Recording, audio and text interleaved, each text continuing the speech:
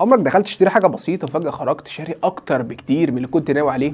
فخليني اقول لك ازاي ده حصل. في حيله تسويقيه استخدمها براند عالمي قدر يضحك بيها على ملايين من الناس. فاكر انت لما جيت داخل ستاربكس تشتري قهوه، تفتح المنيو تلاقي 3 احجام، صغير وسط كبير. طبيعي في الحاله دي هتقول هجيب الوسط لانه سعر معقول، بس اللي انت ما خدتش بالك منه ان البراند عامل فرق سعر بسيط جدا ما بين الوسط والكبير. يعني مثلا تلاقي الوسط ب 60 والكبير ب 65، ساعتها عقلك يقول لك ادفع 5 جنيه واخد حجم اكبر فاخد الكبير احسن. وهنا حصلت الخدعه، لان البراند اصلا عايزك تشتري الكبير لان هامش ربح بالنسبه للبراند هيبقى اعلى بكتير. فالبراند هنا حط الوسط مش عشان تشتريه، لكن عشان لما تشتري الكبير يبقى بالنسبه لك صفقه جامده. والحركه دي في التسويق اسمها ديكوي برايسنج، يعني اختيار وهمي عشان يخليك تختار اللي هم عايزينه. وهنا محدش اجبرك انك تعمل كده او ضحك عليك بشكل مباشر، ولكن الفكره ان انت توجهت. والاغرب ان الحيله دي زودت مبيعات الاحجام الكبيره من المشروبات وبنسب ضخمه جدا في اغلب البراندات اللي استخدمتها. الخلاصه ان مش كل اختيار تحسه قرارك يبقى فعلا قرارك. التسويق الصح مش يقنعك انك تشتري، لكن بيخليك تحب اللي انت هتشتريه. وبس كده. لو مهتم تعرف اكتر عن البيزنس او تعمل فلوس، اعمل لايك فولو. انا عمر درش، وده العالم من وجهة نظري.